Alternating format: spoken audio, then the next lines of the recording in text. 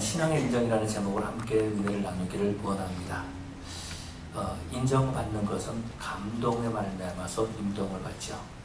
감동을 받음으로 사람들이 인정해주는 그런 모습들을 볼 수 있습니다. 이 감동은요, 기대 이상의 것을 볼 때에 감동하는 그런 모습들을 보게 되죠. 어떤 한 사람이 비행기를 타고 그 다음에 자신의 경험을 이렇게 올려놓은 그런 글이 있습니다.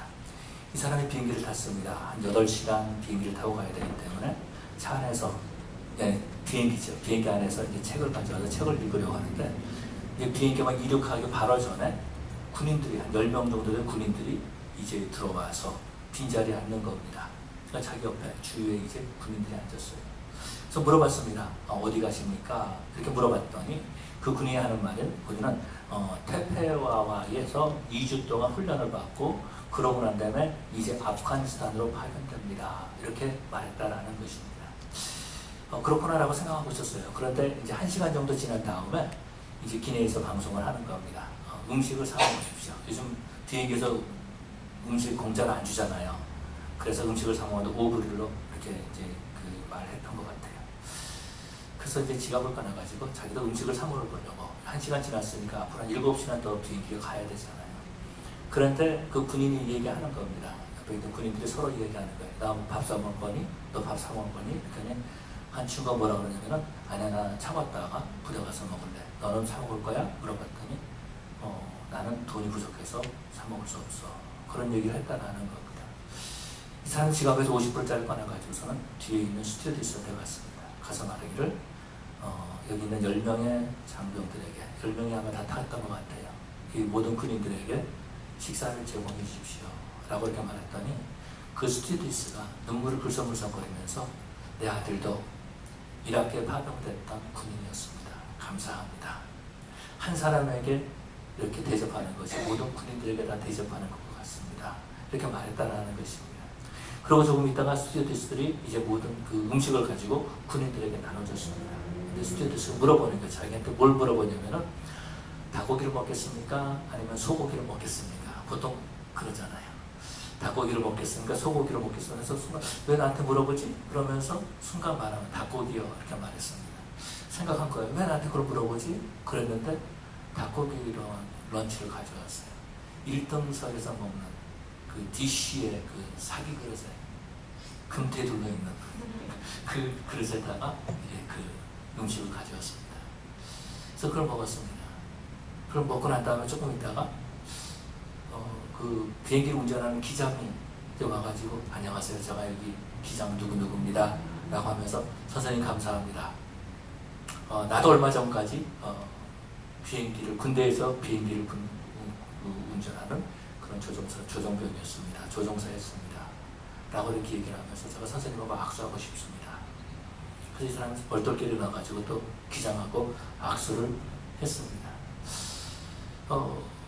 그러고 난 다음에 사람들이 그런 말을 들은 거죠. 옆에 사람들이, 저 사람이 군인들한테 이렇게 음식을 찾았다라는 말을 들은 겁니다. 그러고 난 다음에 이 사람이 이제 목적지에 도착한 거죠. 도착해서 내리는데 어떤 사람이, 선생님 잠깐만 뵐까요? 그래서 갔습니다. 갔더니 그 사람이 뭔가를 주머니에 넣어주는 거예요. 이렇게 봤더니 거기 50불짜리를 넣어준 거죠. 도저히 받을 수가 없었던 겁니다. 그래서 이것을 다시 가서 군인들에게 가서, 가다가 커피라도 사서 드십시오 하면서 군인들한테 줬다라는 겁니다. 작은 거죠. 그렇지만 여기에 감동이 있는 그런 모습들을 볼 수 있습니다. 작은 거지만 감동이 있는 거죠.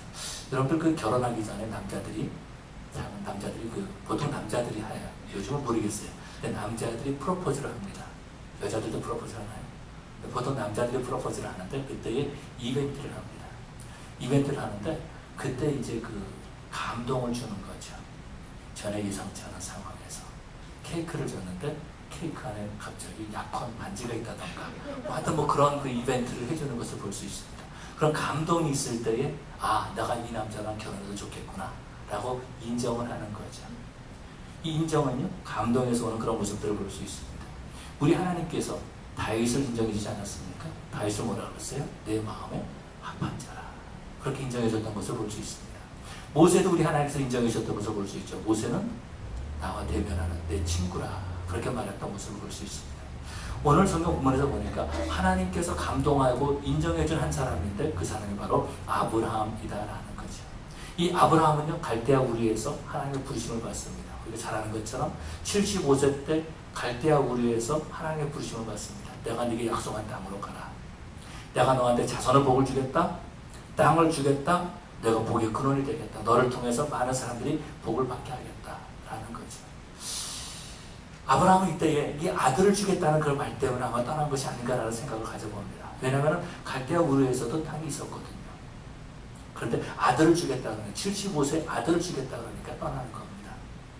떠났다가 어느 정도 자신의 나이가 들어가는데 아직 아이가 안 생기는 거예요. 그래서 하나님, 이 다메섹 사람 엘리에셀이 내 후계자가 될 것입니다. 나의 상속자가 될 것입니까? 될 것입니다. 라고 물어보니까 하나님은 너 아니야.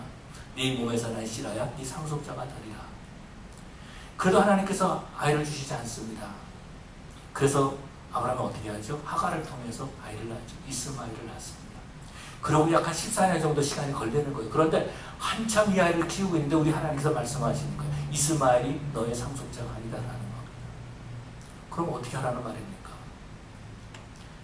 사라의 몸에서 난 아이가 네 상속자가 될 것이다 라는 거죠. 그래서 이삭을 낳습니다. 100세 때 이삭을 낳는 그런 모습들을 보죠.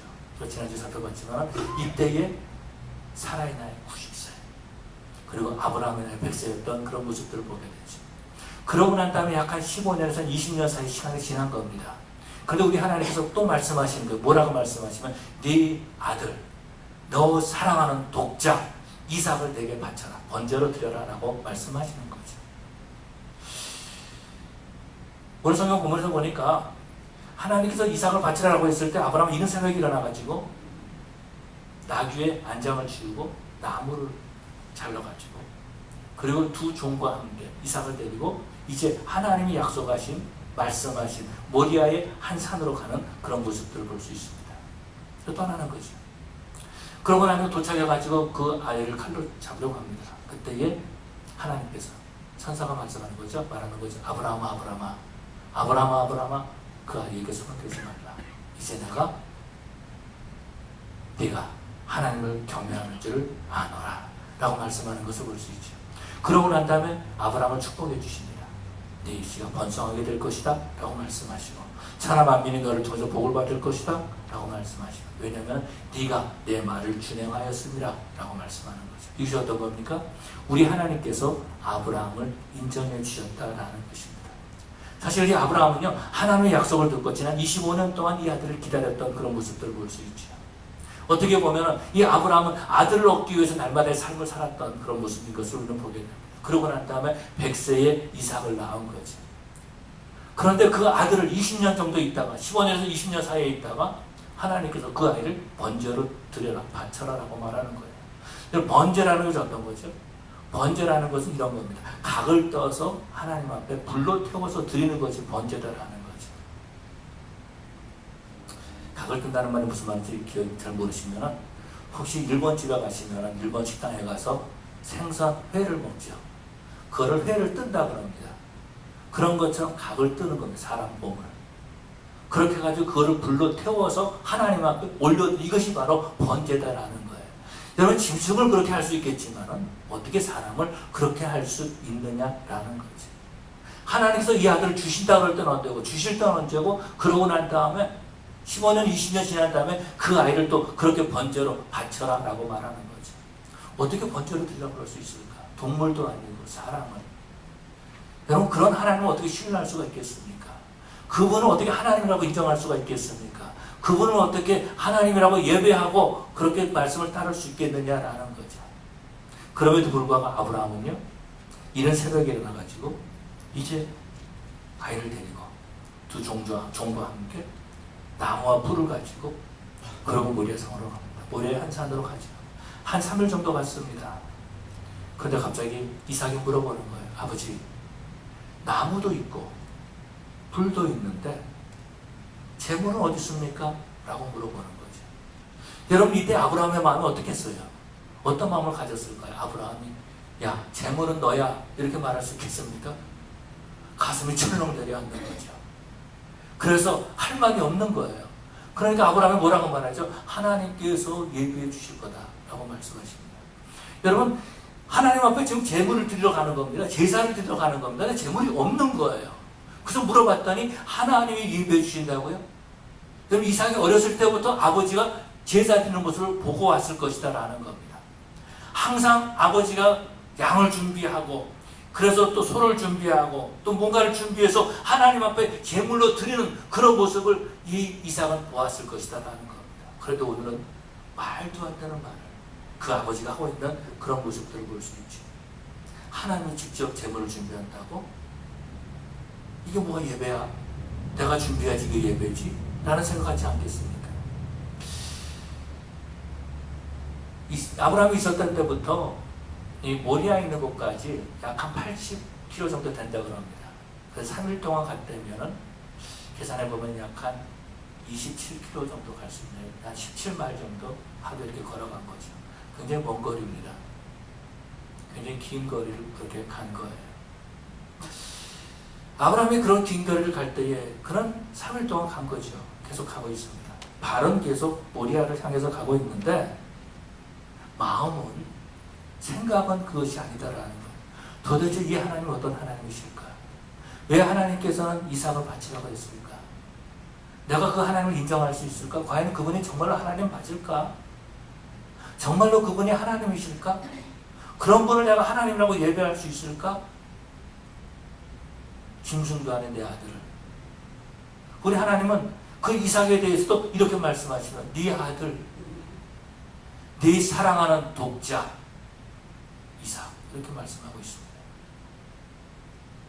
정말로 100세에 낳은 아들이에요. 어떻게 이 아들을, 하나님도 좋지만은 어떻게 이 아들을 하나님께 드릴 수 있겠느냐라는 거죠. 짐승도 아닌 이 아들을, 살아있는 아들을, 100세에 낳은 이 아들을 내가 칼로 잡아서 죽여. 그래서 하나님 앞에 드려? 이게 하나님이야? 이거 어떻게 해야 되나? 많은 갈등이 있을 것이다 라는 것입니다. 아브라함의 아들을 제물로 드리는 게 결코 쉬운 일이 아니었을 것이다 라는 거죠. 하나님을 하나님으로 인정한다는 것이 너무나도 힘들고 어려웠을 것이다 라는 겁니다. 자, 이렇게 성경을 읽다가 묵상하다가 자꾸 이렇게 다른 생각할 때가 참 많이 있어요. 그래서 그런 생각을 가져봤습니다.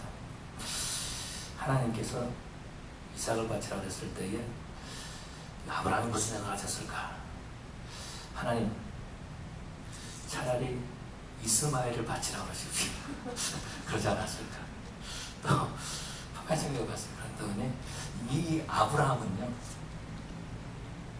자기 아내를 두이라고 2번 이렇게 한 적이 있잖아요. 자기 아내를 팔아먹어서 하나님 사라를 바치면 좀 어떻겠습니까? 아, 이삭보다는 사라가 좀 낫지 않겠습니까? 아마 그런 말을 생각하지 않았을까? 왜 그러냐면은 아브라함의 손자 야곱을 보면 그런 모습을 볼 수 있어요. 약복강 앞에서 야사가 무서운 거죠. 약복강을 건너가기 너무 힘들 겁니다. 그러니까 야곱이 어떻게 하죠? 먼저 종들과 짐승들 다 보내요. 그러고 난 다음에 자식들 보내고 자기 아내 보내고 나중에 혼자 남지 않습니까? 그런 것처럼 야곱 같으면 하나님, 내가 아들 대신에 아내 넷을 드리겠습니다. 막 이렇게 말하지 않을까? 이 여자분들한테 좀 미안한 말이지만 정말 힘든 일이거든요. 정말 힘든 일이거든요. 어떻게 그렇게 했을까라는 거죠. 여러분, 하나님은요, 아브라함의 신앙을 인정해 주기를 원하신 거죠. 하나님의 시험을 통해서 아브라함의 신앙을 인정해 주신 것을 원하신다는 겁니다. 이 시험에 합격해가지고 아브라함이 하나님의 복을 받을 수 있는 그릇이 되기를 원하셨다라는 것입니다. 여러분, 우리 하나님은요, 아브라함을 단지 그냥 아브라함이 아니라 아브라함을 어떻게 하셔요? 믿음의 조상으로 만들지 않습니까? 우리 하나님은 믿음의 조상으로 만들기 위해서 아브라함을 시험하시고 네가 합격, 그렇게 말씀하셨다라는 겁니다. 그래서 하나님께서는 아브라함의 믿음의 그 수준을 끌어올리시는 것을 볼 수 있습니다. 그래서 어떻게 하세요? 정말로 힘들게 말씀하세요. 그냥 아들이라고 그러지 않고요, 너 아들, 네가 사랑하는 하나밖에 없는 독자 이삭, 이렇게 말씀하고 있는 그런 모습들을 보게 되죠. 왜요? 우리 하나님께서는 아브라함을 사랑하시고 아브라함의 믿음을 성장시켜가지고 믿음의 조상으로 만들기 원하시고 뿐만 아니라 하나님께서는 아브라함이 믿음으로 준비된 그릇을 정말 하나님의 복을 받을 수 있는 그 그릇이 준비되기를 원하셨던 거죠. 그래서 하나님께서 번제를 드려라 라고 말씀하신 겁니다. 너는 이 시험에 합격할 수 있어 라고 우리 하나님께서 아브라함을 먼저 인정해 주신 줄로 믿습니다. 우리가 어떻게 할 수 있어요? 아브라함 이삭을 잡으려고 할 때 아브라함아 그 아이에게 손을 대지 말라. 그러고 돌아보니까 거기 뭐가 있었어요? 순양이 있었잖아요. 하나님께서 알고 미리 준비해 놓으셨다는 것입니다. 여러분, 우리 하나님께서는요, 아브라함을 시험하셨지만 이미 아브라함이 그 시험을 이길 것을 알고 있었다는 것, 그렇게 인정해 주셨다는 겁니다. 여러분, 그런 것처럼 우리 하나님께서는요, 우리를 그렇게 인정하기를 원하고 계신 줄로 믿습니다. 여러분, 우리 하나님은요, 우리 마음의 중심을 보시는 하나님이십니다. 어떻게 하든지 우리를 인정해 주고 싶으세요. 그래서 우리 하나님께서 아브라함에게 이 아들, 네 사랑하는 독자 이삭을 바쳐라 라고 말한 거죠. 하나님께서 아브라함을 그렇게 말씀하셨지만 사실은 우리 하나님께서 하나님의 사랑하는 독자 아들 예수님 우리에게 보내신 줄로 믿습니다. 그래서 예수님께서 십자가에 죽으신 거 아니십니까? 왜요? 우리를 구원하기 위해서, 우리를 하나님의 자녀 삼아주기 위해서, 우리를 천국으로 이끌어가기 위해서, 우리를 하나님의 아들 삼아주기 위해서, 우리를 인정하셔서 그 아들을 십자가에 죽게 하신 줄로 믿습니다. 예수님께서 십자가에 죽으실 때, 달리셨을 때에 우리 주님께서 아버지, 나의 아버지, 나의 아버지, 나의 하나님, 어찌하여 나를 버리시나이까? 라고 하지 않습니까? 예수님께서 십자가에 달리셨을 때에 해가 빛을 잃고 어두컴컴했다라고 말해주고 있어요. 이것은요, 하나님께서 그 아들의 아픔을 보시고 얼굴을 예면하시는 거죠. 그래서 어찌하여 나를 버리시나이까? 라고 이렇게 고백했던 모습을 볼 수 있어요. 너무 마음이 아파가지고. 그래도 우리 하나님께서는 그 아픔을 아시면서 그 아들을 우리에게 주셨다는 것입니다. 그 약속을 이루어 가셨다는 거죠. 여러분, 우리 하나님께서는요, 아브라함에게 이삭을 바치라고 말씀하시기 이전에 이미 그 아들을 우리에게 주시고 그것을 약속하시고 그것을 예비하고 계셨던 줄로 믿습니다. 여러분, 우리 하나님은요, 우리의 시험을 통해서 우리를 세워주시는 하나님이신 줄로 믿습니다. 그래서 이 시험은 어떤 것이 테스트죠. 이것은 어떤 거예요? 믿음의 라이센스다라는 겁니다. 하나님께서 너는 믿음의 조상이야 라는 그런 라이센스를 주기를 원하셨다라는 것입니다. 미국에 와가지고 많은 분들이 드라이빙 라이센스를 시험을 봅니다. 왜요? 운전하려고. 그렇게 라이센스 시험을 보죠. 근데 시험이 어렵다고 나 시험 안 봐. 그런 분도 있을지 모르겠어요. 그러면 뭐예요? 뭐를 못해요? 운전할 수가 없는 거죠. 시험은 어떤 것이냐? 하나님 주신 시험은요, 우리를 업그레이드 시키기 위한, 우리의 믿음을 인정해 주시는 하나님의 도구인 줄로 믿습니다. 이 시험을 통해서 아브라함은 하나님께 집중하는 거죠. 하나님을 묵상하기 시작하는 겁니다. 모리아까지 가면서, 걸어가면서, 광야길을 걸어가면서, 그 아들과 함께 가면서 하나님을 쳐다보고 그 아들을 바라보고, 하나님을 묵상하다가 또 이삭을 바라보면서 하나님을 묵상하기 시작한 겁니다. 하나님을 배우기 시작한 거예요. 하나님께 집중하기 시작한 것입니다. 여러분, 하나님을 묵상하게 될 때 하나님을 배우게 되는 줄로 믿습니다. 라스베 가서 보면은 사람들이 이렇게 그 묵상하는 게 따로 있어요. 거기 있는 사람들만 묵상하는 게 따로 있어요. 뭘 묵상하냐면은 어떻게 하면 돈을 좀 따를 수 있을까? 어떻게 하면 돈을 좀 벌 수 있을까? 묵상하는 사람이 있어요. 대단합니다. 열정이 대단해요. 철야하면서까지 묵상하는 그런 모습들을 볼 수 있어요. 그래서 이제 그 새벽에 가서 보면은 철야하고 나가지고 눈이 휑해져 있어요. 묵상하고 그렇게 닮아가요. 그걸 묵상하고 그렇게 닮아가요. 아브라함이 하나님을 묵상하면서 어떻게 돼요? 그가 부활의 신앙을 갖게 되지. 부활의 신앙을 갖게 됩니다. 그래서 아브라함이 이제 나귀를 다 놔두고 이제 산으로 올라가야 되는 거예요. 그래서 나귀가 더 이상 필요 없는 거죠. 그래서 종들에게 말하는 겁니다. 우리가 가서 내 아이와 함께 우리가 가서 예배하고 하나님 앞에 예배하고 우리가 돌아올 것이다 라고 말하는 그런 모습들을 보게 되죠. 종들에게 내가 아이와 함께 예배하고 돌아오리라 그렇게 말하고 있어요. 우리가 돌아온다라는 거예요. 이삭하고 같이 돌아오겠다라고 말하고 있는 거죠. 하나님께서 제물을 준비하신다라고 하면서 그러면서 부활의 신앙을 갖게 되는 그런 모습들을 볼 수 있습니다. 그래서 아브라함은요 부활의 신앙을 가지고 모리아산까지 올라갑니다. 어떤 산인지 모르겠어요. 모리아에 있는 한 산까지 올라갑니다. 그래가지고 보는 거죠. 근데 아무것도 없어요. 어떻게 해요? 아들을 잡아야죠. 믿음으로 왔는데 아무것도 없어요. 그러면 어떻게 해요? 아들을 잡아야죠. 여러분 우리가 한 걸음씩 믿음을 가지고 나가지만은요 눈에 보이는 것도 없고 손에 잡히는 것도 없고 그래서 실망할 때가 참으로 많이 있다라는 것입니다. 그러고 난 다음에 우리는 스스로 좌절에 빠지고 절망할 때가 참으로 많이 있는 그런 모습들을 볼 수 있어요. 우리가 믿음으로 하나님 앞에 나갔는데 결과가 보이지 않을 때가 있다는 것입니다. 여러분 그래도 우리 하나님께서 우리에게 믿음을 주시고 그래도 우리 하나님께서는 우리를 믿어주시고 신뢰하시는 줄로 믿습니다. 그래서 어떻게 해요? 그 아들을 잡으려고 할 때에 하나님께서 말씀하시는 거죠. 아브라함을 부르시면서 그 아이에게 손을 대지 말라라고 말씀하십니다. 그러고 뭐라 그랬어요? 오늘 본문에서 보니까 내가 이제야 네가 하나님의 경외한 줄을 알거라. 하나님이 감동하신 거예요. 하나님이 감동하신 거예요. 그래서 내가 이제야 네가 하나님을 경외하는 줄을 아노라. 하나님이 감동하시고 아브라함을 인정해 주신 거죠. 사랑하는 성도 여러분, 우리 새창조교회 성도들도 그렇게 하나님을 감동하는, 하나님을, 글쎄 표현이 좀 그런데 하나님을 감동시키는 그런 우리 성도들이 돼야 될 줄로 믿습니다. 그래서 정말로 우리가 하나님께 인정받는 그런 신앙생활을 해야 될 줄로 믿습니다. 어떻게 하면 될 수 있을까요? 어떻게 하면 우리가 하나님께 인정받는 신앙생활을 할 수 있을까요?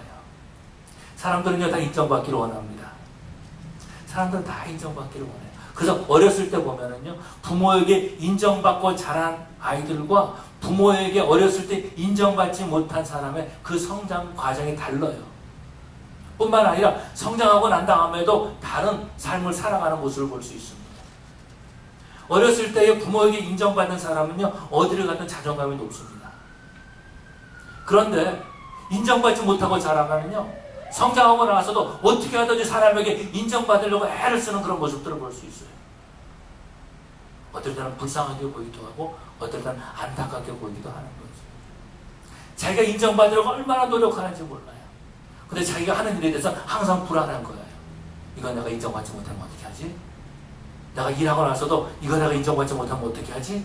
불안한 가운데 있다는 거죠. 그래서 누군가가 잘했습니다. 그럼 그러면 그때 이제 마음이 놓이는 거죠. 당신이 한 일을 참 잘한 것입니다. 괜찮습니다. 좋습니다. 그러면 그때 마음이 놓입니다. 그런데 그 말을 듣기 전까지는요 계속해서 불안해요. 왜 그러냐면 어렸을 때 부모님에게 인정받지 못했기 때문에 그런 모습들을 볼 수 있습니다. 교회 안에서도 마찬가지입니다. 사람들 어떻게 하든지 인정받으려고 하고 있어요. 그런데 우리가 정말로 인정받아야 할 대상은 바로 우리 하나님이신 줄로 믿습니다. 우리의 신앙이 하나님께 인정받아야 된다라는 것입니다. 지난 주일날도 무슨 얘기를 하다가 목사님은 자꾸 저렇게 쏘가서 문제다 그런 얘기 하는 잠깐 들었습니다. 근데 전도사 때 있는데요 어느 날 성도하고 얘기를 하는데 딱 그런 생각이 드는 거예요. 이게 진짜인지 아닌지 모르겠어요. 너무 뻔한 거짓말을 왜 하나. 거짓말할 필요 없는데 좀 너무나 뻔한데 그냥 거짓말 막 하는 거예요. 당황하더라고요. 그래서 그거 아니잖아 이렇게 말해야 되는데 이거 전도사니까 말을 할 수도 없고 말이야. 이거 다 받아들여야 되는데 속이 상하고 막 그런 거예요. 아니 얼굴을 다 보고서 거짓말하고 있는데 내가 알고 있는데도 거짓말하는데 그거 어떻게 참아요? 힘들잖아요. 근데 집에 오면서 혼자 운전하면서 오면서 그런 생각을 가져서 차라리 내가 속아주자. 나는 앞으로 속은 삶을 살아야 되겠다. 그런 마음을 가졌습니다. 그게 속이 더 편할 것 같아요.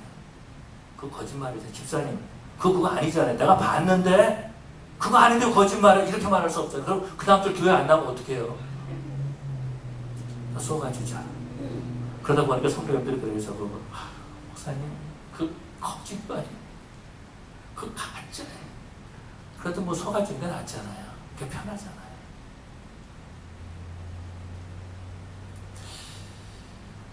그러나 사람들은요, 거짓말에 너무 익숙해지는 그런 모습들을 볼 수 있습니다. 다시 말해서 자신을 감추고 살고 있어요. 자신을 감추고 살고 있어요. 회사에 나가서도 자신을 감추고 있고요.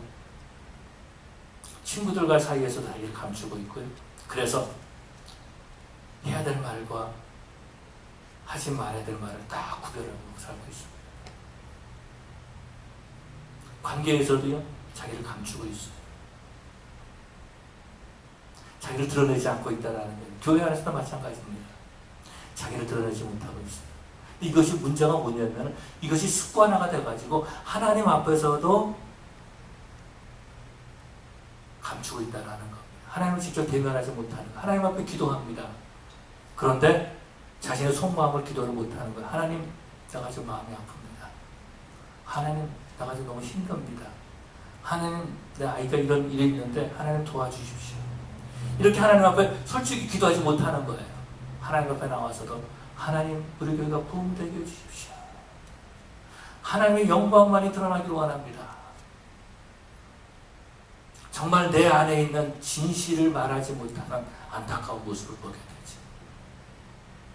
그래서 사람들은요, 자꾸 형식에만 치우쳐 있는 모습을 볼 수 있습니다. 하나님 앞에 예배를 드려도 형식이에요. 기도를 해도 형식이에요.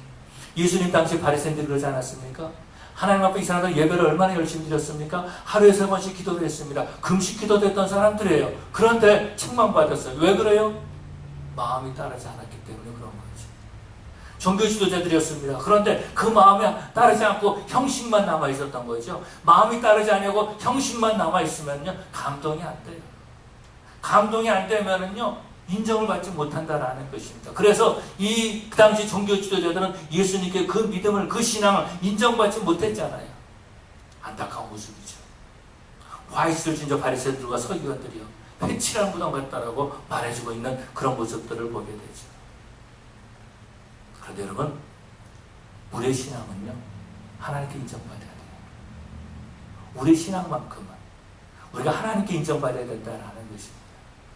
여러분, 우리 인생이 인정받는 인생이 되어야 되지 않겠습니까? 하나님께 인정받는 인생이 되어야 되지 않겠습니까?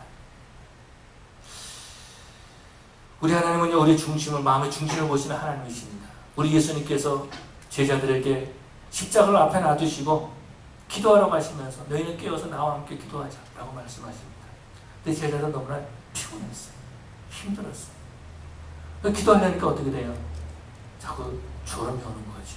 잠을 잤습니다. 예수님께서 오셔서 말씀하세요. 너희가 나와 한시도 깨어 기도할 수 없더냐. 너희가 나와 깨어 한시도 기도할 수 없더냐. 얼마나 답답하셔서 그렇게 말씀하셨을 거예요. 근데 그 다음에 오셔가지고 또 보니까 또 자고 있어요. 너무나 답답하신 거죠. 그래서 지금 뭐라 그러세요? 나 이제 자, 이제. 인정받지 못한 겁니다. 뭐라 그러십니까? 마음은 원이로되 육신이 약하구나. 그냥 자.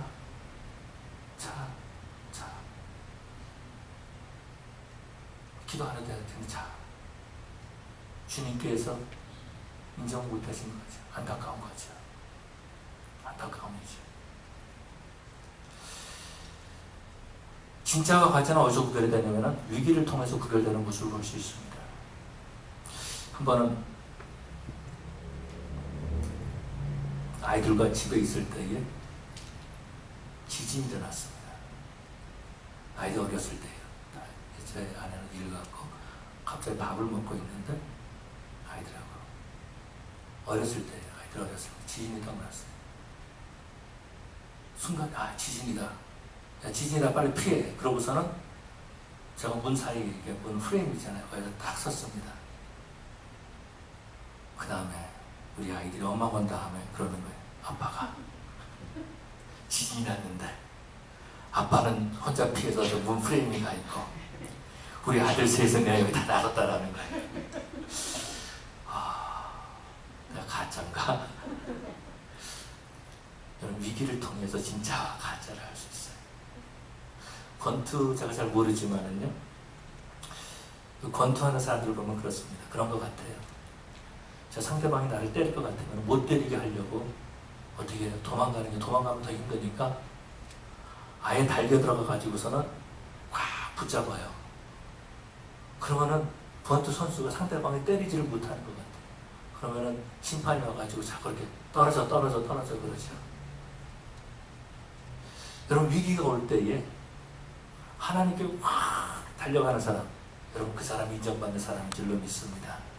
그 사람이 바로 감동이 되는 거예요. 여러분, 위기가 왔을 때요, 정말 하나님 앞에 엎드려 기도하는 사람이 있는가 하면 도망가는 사람이 있어요. 어려움이 왔을 때 하나님 앞에 나와 간절히 기도하는 사람이 있는가 하면 하나님께 도망가는, 하나님으로부터 떠나는 사람이 있다라는 것입니다. 하나님께 달겨드는 사람, 그 사람이 바로 감동이 되는 거죠. 야고보 선생은 뭐라고 말해주고 있냐? 행함이 없는 믿음은 죽은 믿음이라고 말해주고 있습니다. 한 번은 이 예화를 내가 금요일날도 하고 또 하고 1부 예배도 하고 2부 예배도 또 하는데, 한번 신방 갔습니다. 신방 갔는데 문을 딱 열고 들어가는데 갑자기 그 앞에 걔가 왕왕왕 막 짖는 거예요. 깜짝 놀랐어요. 그런데 걔가 안 따라와요. 봤더니 걔가 견형이에요. 견형. 인형. 사람이 아니니까 견형. 그런데 눈에 이렇게 센서가 있는 거예요. 눈에. 그래서 그 앞에 지나가면은 센서가 또 왕왕 짖는 거예요. 그런데 또 안 움직이면 가만히 있는 거예요. 그래서 뒤에서 가봐야죠. 앞은 인형이더라. 발로 툭툭 쳐도 그냥 가만히 있어요. 인형이니까. 근데 그 앞에서만 지나가면 그냥 뭐 짖는 거예요. 왜 그래? 인형이기 때문에. 견형이기 때문에. 근데 비슷하게 생겼어요. 똑같아요. 짖죠. 뭐 털도 똑같고요. 모양도 똑같고 정말 잘생긴 개. 그런데 그 개는 7일 24시간 그 자리에만 앉아있어요. 뒤에 가서 툭툭 쳐도 뭐 움직이지도 않아요. 가만히 있어요. 그 개는 새끼도 못 낳아. 그 개는 음식을 줘도 먹지도 못해요. 왜 그래요? 죽었기 때문에 그런 거예요. 생명이 없기 때문에 그런 거죠. 생명이 없기 때문에. 1년이 지나도 그 모습이에요. 10년이 지나가도 그 모습이에요. 잘하지도 못하는 거지. 가짜인 거죠. 가짜. 진짜가 아니고 가짜라는 겁니다. 우리 하나님께서는 아브라함의 신앙이 진짜 신앙이 되기를 원하신 거죠. 그래서 그를 시험하시고 그에게 믿음을 더해주시고 그 갈등하는 과정에서 하나님을 묵상하게 하시면서 그에게 부활의 믿음까지 더해주시는 그런 모습들을 볼 수 있습니다. 아브라함이 모리아까지 갈 때에 그 길이 갈등의 길이었을지 모르지만 하나님께서 주신 은혜의 시간이었다라는 거죠. 하나님께서는 그 아브라함에게 집중하고 계셨던 것입니다. 그리고 아브라함의 신앙을 인정해 주시고 미리서 수량을 준비해서 하나님 앞에 예배할 수 있도록 하신 모습을 볼 수 있습니다. 여러분, 우리 하나님께서는 행함 있는 믿음을 인정해 주신 줄로 믿습니다. 그래서 우리 성도들은요, 하나님께 인정받는 신앙생활을 해야 됩니다. 또 두 번째로 살펴볼 수 있는 것은 우리들은 사람들에게 인정받아야 돼요. 첫 번째는 하나님께 인정받는 신앙이 되어야 되고, 두 번째로는 사람들에게 인정받는 신앙생활을 해야 된다라는 것입니다. 정치가들을 보면은 거짓말을 참 많이 하죠. 지키지 못할 약속들도 참 많이 하는 그런 모습들을 볼 수 있습니다. 말과 행동이 거짓이에요. 다시 말해서 일치하지 않는다라는 거죠. 그런데 말과 행동이 일치하면은 그런 감동이 있는 거죠. 그러고 사람들이 인정해 주는 겁니다. 그 다음에 내가 다음에도 저 사람을 뽑아야지. 인정해 준다라는 거죠. 또 도덕적으로 건실할 때 그 사람을 인정해 줄 수 있다라는 것입니다. 그러면은 이삭은 아브라함을 인정해 줬을까? 라는 거죠. 저는 말씀을 묵상하면서 그런 생각을 가져봤습니다. 이삭은 18살에서 20살. 아브라함은 118세에서 120살. 지금도 저희 어머님이 이제 90이 돼 가시는데, 어디를 가면은 식당에 나갈 때 제가 이렇게 옆에 이렇게 팔을 부축하고, 혹시 넘어지실지 모르니까 그렇게 갑니다. 아브라함은 118세 정도 생각했다고 그렇게 계산해봐요. 118세. 이삭은 18살에서 20살. 근데 그 할아버지가 어떻게 이 이삭을 결박할 수 있었을까라는 거죠. 이게 가능한 일일까? 가능한 일일까? 라는 생각을 해봤습니다. 어떻게 그렇게 했을까? 라는 거죠. 저는 그런 생각을 어떻게 가능했을까? 아브라함은 아마도 이삭에게 말했을 거예요. 이거는 성경에 없는 이야기입니다. 또 나중에 또 저한테 뭐라고 그러지 마십시오. 성경에 없는 이야기라고 분명히 제가 말합니다. 그리고 성경을 묵상하는 가운데 추론을 해보는 거예요. 아브라함은 생각했겠지. 이 아들 어떻게 잡을 수 있을까? 할아버지가 어떻게 이 아들 잡을 수 있을까? 아브라함은 이삭에게 말했겠죠. 75세 때, 내 나이 75세 때 하나님께서 나를 부르셨다. 아들을 준다고 부르셨다. 엘리에셀 얘기를 했을 것이고 배다른 형 이스마엘에 대한 얘기를 했을 것입니다. 그러고 난 다음에 그런 얘기도 했을 것 같아요. 야 이삭아, 네 아버지 나이가 몇 살인지 아니? 내가 몇 살 때 너 낳았지 아니? 100살. 왜 100살에 아이를 낳았을까? 생각해봤니? 네 엄마가 90에 아이를 낳았는데 이게 가능하다고 생각하니? 그런데 하나님께서 너를 약속해 주시고 너를 주셨다. 이 얘기를 안 했겠습니까? 그 믿음으로 얘기를 한 거죠. 그리고 오늘 이렇게 온 것도 자신의 하나님께서 너를 바치라고 한다. 그런데 정말로 하나님께서 너를 죽이려고 그러셨을까? 혹시 죽인다 그래도 분명히 살려주실 거다. 왜? 하나님께서 너를 통해서 자손을 주신다고 약속해 주셨기 때문입니다. 이 말들을 쭉 들었을 때에 45년 동안 자기 가정에 흐르고 있는 하나님의 역사, 하나님의 손길, 그리고 45년 동안 아버지의 믿음, 하나님을 향한 아버지의 그 헌신, 그 순종, 그걸 들었던 거죠. 그걸 본 거죠. 그랬을 것 같아요. 어떻게 이삭이 그 말을 듣고 두 눈에 눈물을 흘리면서 아버지 나를 잡으십시오. 그리고 스스로 제대로 올라가지 않았을까라는 그런 추측을 해봅니다. 다시 말해서 이삭은 아버지의 감동을 받고 이삭은 하나님의 역사에 감동을 받은 거지. 그래서 그 아버지의 믿음을 인정해 준 것이다라는 거. 우리 아버지는 말만 구성하는 그런 아버지가 아니라 정말 행함이 있는 믿음이고 정말 그 하나님을 신뢰하는 사람입니다. 여러분, 인정받는다는 것은요 쉬운 일이 아닙니다. 인정받는다는 것은 오랜 시간이 걸리는 그런 모습들을 볼 수 있습니다. 아브라함에게 45년이라는 오랜 시간이 걸렸던 그런 모습들을 보게 되죠. 힘들고 어려움을 믿음으로 통과할 때에 그것이 바로 감동이 되는 것이고 그것이 바로 인정받게 되는 것입니다. 신앙의 단계를 보면은요, 처음에는 희망의 단계가 있습니다. 처음엔 좋아하고 예수 믿고 좋아하죠. 그렇지만 그 다음은 어떻게 돼요? 그 다음에 절망과 좌절의 단계가 있습니다. 세 번째는 죽음의 단계가 있어요. 완전히 죽는 거죠. 네 번째 부활의 단계가 있다라는 것입니다. 바로 그것은 어떻게 광야를 통해서 통과하는 거죠. 그 광야라는 것, 하나님만 바라보는 것, 하나님의 공급만을 기다리는 것, 하나님과만 교제를 하는 것, 그것이 바로 광야지. 여러분, 이 길을 통과하기 위해서, 인정받게 하기 위해서 성령님께서 우리를 도와주시는 줄로 믿습니다. 우리가 잘 아는 것처럼 베드로요, 예수님을 3번 부인했던 사람이에요. 그렇지 않습니까? 나는 저를 모른다? 너 몰라. 네가 무슨 말하는지 몰라. 3번이나 부인했던 사람입니다. 그런데 베드로가 사내를 공에 잡혀갑니다. 예수님을 죽게 한 그 장본인들이에요. 그 앞에 있던 사람들, 대제사장 이런 사람들, 예수님을 죽인 사람들입니다. 그 사람들 앞에 자기가 선 거예요. 예수님을 더 이상 증거하지 못하라고 말라고 말하죠. 그때 베드로가 성령의 도우심으로 뭐라고 말합니까? 하나님 앞에서 너희 말 듣는 것과 하나님 말씀 듣는 것 어느 것이 옳은가 판단하라 라고 말하죠. 여러분, 이것이 갈릴리 어부에게서 나온 말입니다. 성령님께서 도와주신 말인 줄로 믿습니다. 여러분, 그런 것처럼 우리 하나님께서는요, 우리의 믿음을 인정해 주시고 감동을 주시죠. 여러분, 우리 하나님께서는요, 우리가 우리의 신앙만 인정해 주는 것이 아니라 우리 자손들까지 하나님께 인정받기를 원하신다라는 것입니다. 우리가 자녀들에게 우리 신앙을 얼마나 인정받고 있습니까? 야, 우리 아버지 매주일 교회 간다는데 정말로 신앙을 하는 걸까? 우리 엄마가 정말 새창조에 열심히 나간다는데 정말로 신앙생활 제대로 하는 걸까? 집에서 보니까 아닌데 인정받지 못하면 안 된다라는 것입니다. 가정에 흐르는 믿음의 흔적이 있어야 된다라는 거죠. 하나님의 손길을 알면은 부모의 신앙을 인정하게 되는 것입니다.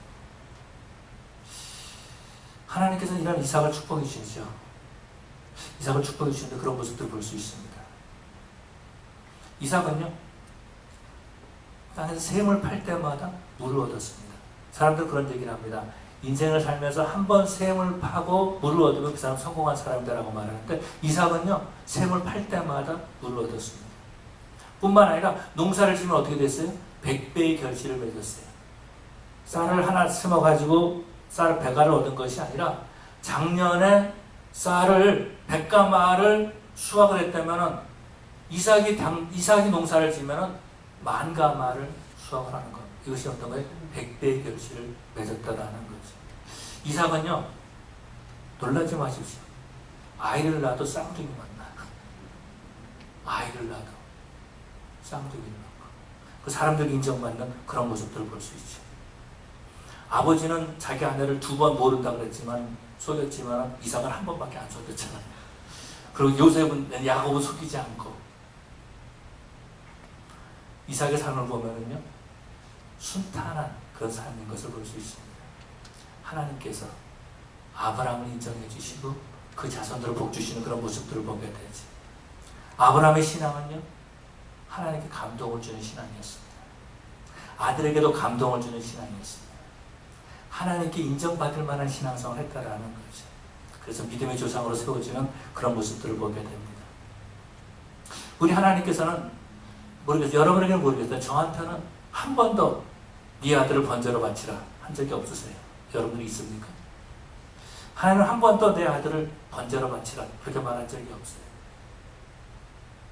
그런데 우리 하나님께서 우리에게 아주 작은 것을 순종하라고 요구하실 때가 있다는 겁니다. 그것이 어떤 거예요? 네 아이들을 위해서 기도해라 라는 거죠. 네 아이를 위해서 기도해라. 그것은 어떤 겁니까? 우리가 아이들을 위해서 기도하는 나뿐만이 아니라 내 자손들까지 하나님께서 복을 주기를 원하신다는 거지. 그래서 이 땅에 믿음의 가문을 세우기를 원하셔서 이 자녀를 위해서 기도해라 라고 말씀하시는 겁니다. 여러분, 하나님께서 우리에게 자녀를 위해서 기도하라 그러면 우리는 뭐라고 말합니까? 하나님, 차라리 나한테 아이를 주시지 말지, 그렇게 말씀하시는 분 계십니까? 자녀를 위해서 기도하는데, 하나님, 내가 차라리 국가를 위해서, 이 나라의 대통령을 위해서 기도하지 내 자녀를 위해서 기도 안 하겠습니다. 그렇게 말할 분 계십니까? 그렇지 않죠.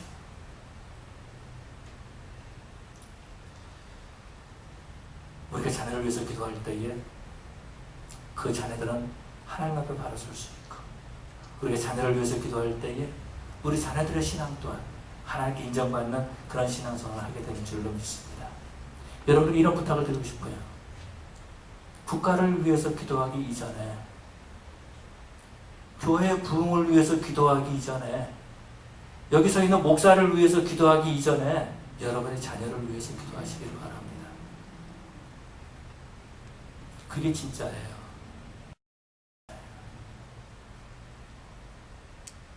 그 거짓이 없는 것이라는 거죠. 참 놀라운 것은 그런 겁니다. 자녀들은요, 우리로 하여금 기도하게 만듭니다. 자녀들이 우리를 위해서, 우리에게 기도하게 만들 때에, 자녀들을 통해서 우리 하나님께서 우리를 기도의 사람으로 만들려고 할 때에 거절하지 마시기 바랍니다. 하나님께서 우리 자녀들을 통해서도 우리의 신앙을 성장시키시고, 우리 자녀들을 통해서 하나님께서는 우리가 인정받는 신앙생활을 하기를 원하고 계십니다. 그래서 8월 1일부터 11일까지 우리 교회에서는 자녀를 위한 특별 새벽 기도가 있습니다. 여러분, 자녀를 위해서 기도하는 거는요, 내가 피곤해도 해야 될 일이고, 내가 몸이 아파도 해야 될 일이고, 내가 아무리 바빠도 해야 될 일이다라는 겁니다. 한번 물어봅시다. 여러분 비즈니스가 더 중요합니까? 여러분의 자식이 더 중요합니까? 제 아내가 가끔 저한테 좀 섭섭한 얘기죠. 하지만 그런 얘기를 할 때가 있어요. 아이가 아플 때에 그 전에는 교회 부흥을 위해서 기도하고 교회 부흥을 위해서 교회를 위해서 모두 다 헌신했는데 아이가 아프니까 그 기도는 다 아니다라는 겁니다. 아이만을 위해서 기도하게 된다는 겁니다. 여러분, 여러분의 비즈니스가 중요합니까? 여러분의 자녀가 중요합니까? 좀 심각하게 말해볼까요? 여러분의 건강이 중요합니까? 여러분의 자녀가 중요합니까? 아마도 아브라함은 하나님께 그렇게 기도했을지 모르겠어요. 하나님, 차라리 나를 번제로 드리라고 하십시오. 이삭이 아니라 차라리 나를 번제로 드리라고 하십시오. 그렇게는 말하지 않았을까? 라는 생각을 가져봅니다. 예, 피곤하고 힘들고 날마다 어려운 힘의 생활을 살고 있습니다. 그런데 우리 하나님께서는 우리 작은 일에 충성할 때에 하나님께서는 감동하십니다. 우리가 조금 기도할 때에 하나님께서는 감동하신다는 거예요. 새벽 기도를 안 나오시는 분이 갑자기 새벽 기도를 나오면 저는 불안해요. 저 집에 무슨 일이 있었는가. 그런데 우리 하나님께서는 그걸 보시고 감동하시는 하나님이신 줄로 믿습니다. 그리고 우리를 위로해 주시고 그리고 우리를 인정해 주시는 거죠. 사랑하는 성도 여러분, 우리 이 땅에 살면서 인정받는 신앙생활하라. 하나님께 가족들에게 감동을 줄 수 있는 그런 저 여러분 되시기를 간절히 축원합니다. 우리 시간 다 같이 일어나셔서 하나님 앞에 통성으로 우리 기도하시겠습니다.